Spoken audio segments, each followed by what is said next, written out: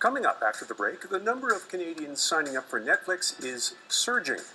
We'll look at what's behind the streaming service's growing popularity.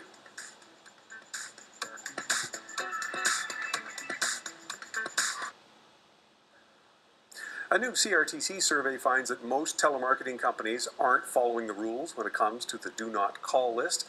That story kicks off the roundup.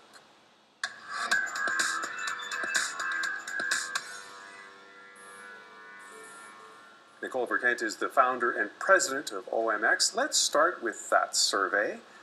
I get those calls, you get those calls. Those companies say they don't know the rules, know that they have to obey the rules. What's going on?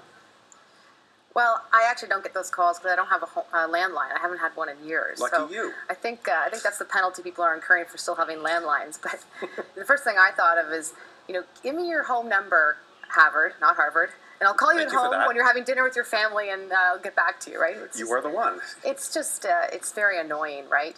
The thing about this is OMX, I run an online platform, and about 4 years ago, CASL was implemented, which is an anti-spamming legislation. And it really focuses on companies spamming by email other companies in Canada.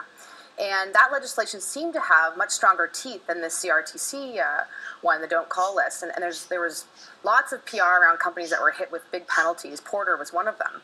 And so the entire community, especially the startup and tech community, they stopped their email campaigns for marketing purposes.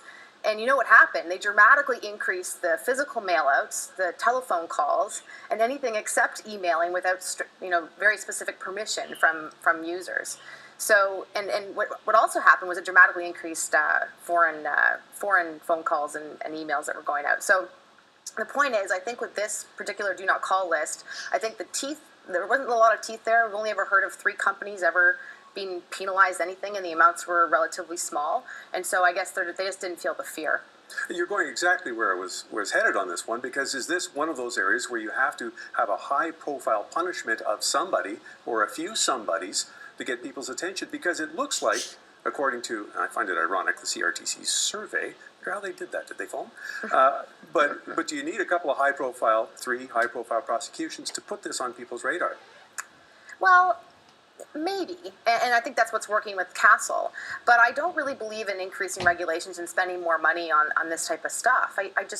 I really think that companies are going to navigate towards the lowest cost marketing solutions. And in the case of phoning people at home, it's incredibly expensive, the conversions are incredibly low, and more and more companies are finding out that it's really not worth it. And same with polling. We're not getting good data from polling because not a lot of people have landlines. People that have landlines tend to fit into one demographic category, so you're not getting a wide spread. And so I think naturally companies are going to stop. Only 952 companies have registered to even see that list. I mean, that's the smallest amount of companies in Canada. No uptake. But I want to talk about Netflix. Okay. Speaking of uptake, 6 years ago on John Street, right near this building, Netflix launched in Canada. And there was a huge controversy. I was there. They had actors talking to reporters. They said it wasn't meant to go that way, but the impression was that there's this swell of enthusiasm for this brand new service. Well, they certainly don't have to hire actors now. They just picked up 1 million more subscribers. They're over 5 million Canadians. And people have forgotten they're also pushing through a price increase. What does all this tell you?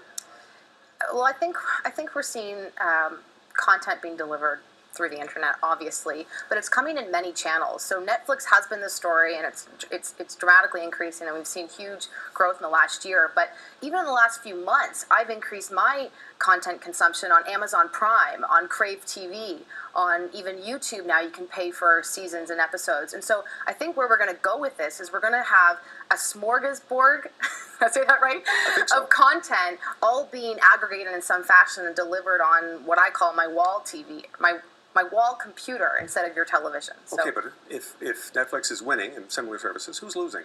Because it's not likely that we're all just going to sign up for more and more and never sleep and constantly watch series. Well, wait, that might be happening in my house. But who loses? Well, I think the more regulated cable, the more rigid organizations, but the content producers are going to have many avenues to distribute their content. Okay, and Canadian content impact there? Well, that's a great point. I know Melanie Joly, the minister of the Heritage Minister, is talking about increasing exports of Canadian content and making sure that we don't solve that by taxing something like Netflix. So I think that there's ways that we can focus on investing in Canadian content to get it out through those more creative avenues. But for instance, I subscribe and stream to CBC and other Canadian content. It's just one of my many channels. Okay, now we have a company, our next topic, the maker of M&Ms is considering pulling its candies from McDonald's, McFlurry, and other treats. The notion is that there's no way you can consider this to be a reasonably healthy, reasonably sustainable treat because you're way over the top. It's a binge if you have this. They don't like that image of their portions. Is this smart marketing? Are they really concerned about our health? Well, I've been very impressed with Mars. I had no idea they're the 6th largest privately held company in the United States. I think because they're privately held, they're still owned and controlled by the Mars family. They're able to read the tea leaves and see far ahead, and they don't have these investors that have these huge quarterly appetites for quarterly returns. So they're able to see the long run and say, let's provide transparency. And I mean, it's M&Ms. Like, we know we're sugar, so we're not. They're not competing in these spaces where they're hiding sugar in pasta sauces and getting into their products. So, no, but you're pulling back brand awareness. You're pulling out of a market in a way. Is that not a risk? It is a risk, and that's why I think that's my comment about publicly traded companies. They probably wouldn't put up with that. They'd want to increase super size and that sort of thing. Whereas the Mars family is saying, we want to almost be a partner with the U.S. government in increasing more awareness. They're getting rid of king sizes. They're adding more transparency. But they already are open. They're M&Ms. There's sugar in them. They are sugar. So I think it's. I'm really happy about what they're doing, and it makes me wonder what we're doing in Canada about this problem, because we're seeing it happen very quickly in the United States. All right, last topic. Look, you confessed to me earlier today that you are a grocerant. I'll tell you, I'm a restaurateur. I go to restaurants all the time. So when I eat at home and I'm really busy, I would rather go to the grocery store and try to grab stuff that's already prepared. So and you're part of an enormous trend, apparently, that this is the big thing, that supermarkets will sell you prepared food and you can even eat it there or take it home. How far is this going to go? Oh, I think it's going all the way. What I didn't like is that they're saying it's a millennial thing. I think it's definitely more predominant in busy professionals and in urban centers, but I think it's an everyone thing. And we're seeing a big trend towards outsourcing portions of your life that you don't need to do, that maybe you don't like to do. So there's apps that I use now. There's one called Jiffy. You can get a handyman to come right over. Or you can get Uber to go out and get you your dinner that's from the grocery store and deliver it. So I think we're seeing more and more of this, and I really think it's just starting. It is surging, and I'm wondering whether it's a coping strategy that will, because we all have busy lives, that will endure. And I'm also wondering why supermarkets feel they need to go after this. Is this key market for them?